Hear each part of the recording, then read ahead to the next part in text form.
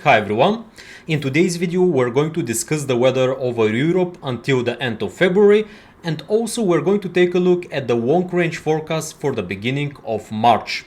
So let's dive directly in the animations that I have prepared for you.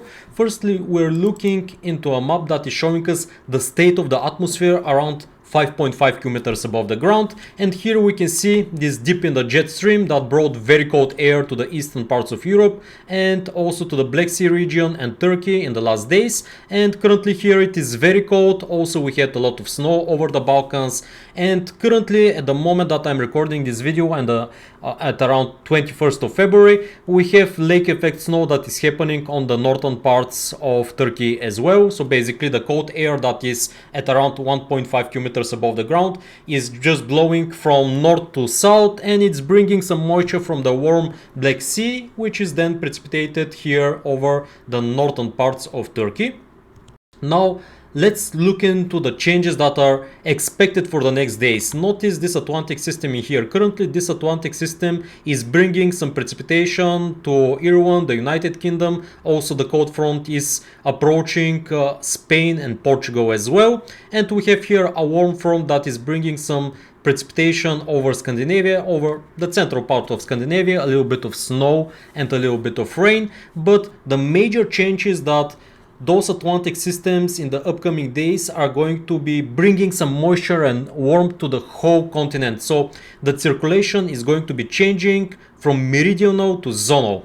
And now let's directly continue with the animation. Here you can see how the weather systems are going to be moving in the middle level of the atmosphere. At least this is the expectation so far. And now after we looked into the upper levels, let's look at how much precipitation we can expect for the next week.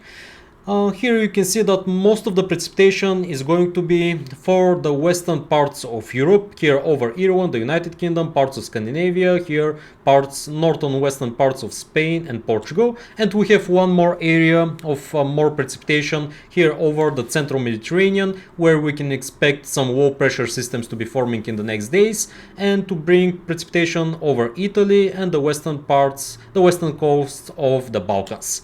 Now let's play directly the next map, and here you can see the cold wave that was in the eastern parts of Europe.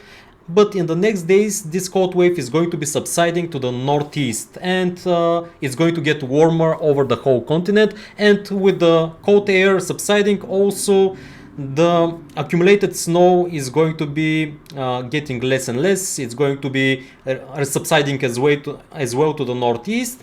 And here we can see the jet stream that is around 9 to 10 kilometers above the ground. This is just strong winds in the upper levels of the atmosphere that separate warm from cold air. And here you can see the waviness of the jet stream over Europe by the 21st of February. This waviness of the jet streams brought warmer conditions over western parts of Europe and colder over the eastern parts of Europe. But in the next days this pattern of the jet stream waviness is going to be changing, and now we're going to see what happens at the beginning of March. Here you can see that the jet stream is becoming much more straight, so this is going to be bringing now warm and moist air from Atlantic to Europe. So in the beginning of March we expect warmer conditions over whole Europe, and especially in southern Europe we can have even spring-like temperatures around 16-17 degrees or even more.